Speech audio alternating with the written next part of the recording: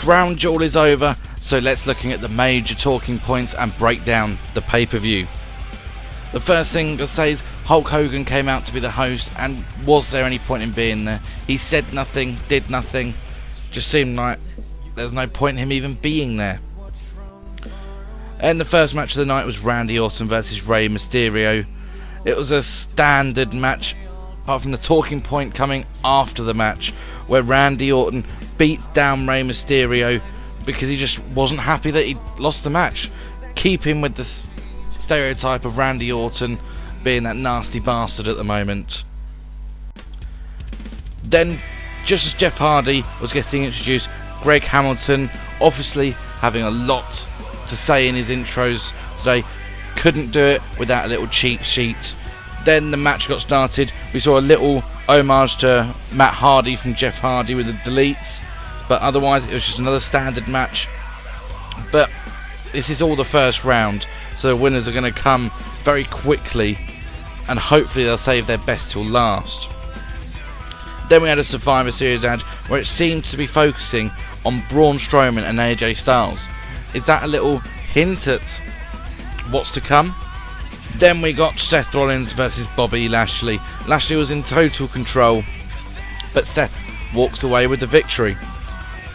And to be honest with you, at this point, I was already getting a bit bored. I'm really hoping this pay-per-view got better, because it couldn't get any worse at the moment. Then Kurt Angle versus Dolph Ziggler, and for me this was the first shock of the night, as I had Kurt Angle to win the whole tournament, because it seemed to be focused on Kurt Angle in the lead up to it, talking about his opponents. But this match did have a very abrupt end, I felt, so another just bog standard match. Then we had The Bar versus The New Day for the SmackDown Tag Team Championships. A very unique entrance from The New Day, coming out on a magic carpet. And for me, if you're going to rewatch Crown Jewel, this is where you start it from, because this is where the action started to actually pick up.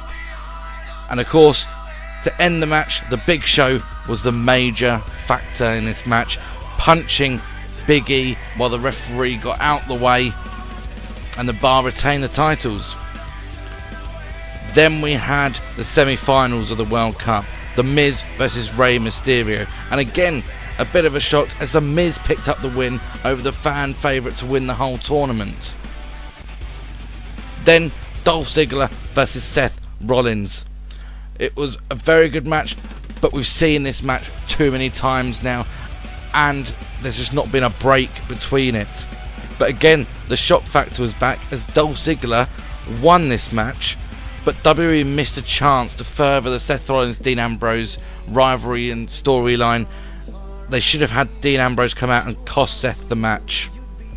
Then we had the WWE Championship match, AJ Styles vs Samoa Joe.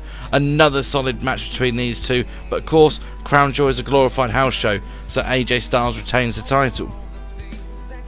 Then we had Brock Lesnar versus Braun Strowman.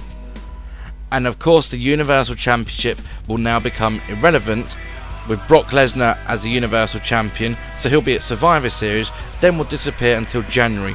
What an absolute joke. Then we got the final of the World Cup, The Miz versus Dolph Ziggler. And at this point, this is where the World Cup became an even more of a joke.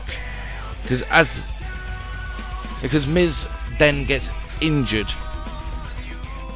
I did at the time wonder if it was real, but I gotta say it wasn't, because Shane comes in, takes his place and becomes the best in the world. The Miz should be feeling really hard done by this, because this was a chance for him to leave as the world's best and use it to get into the WWE Championship picture. And we had the main event, D-Generation X versus Brothers of Destruction. For me, match of the night, hands down.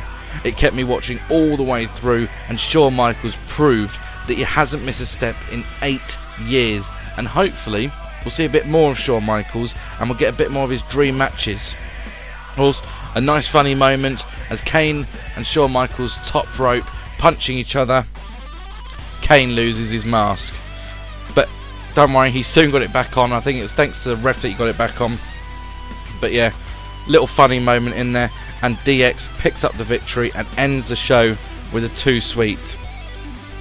The first half of the show was very forgettable, but the second half certainly picked up until WWE stuck 2 fingers up to the fans with Brock Lesnar's victory and then a Shane victory.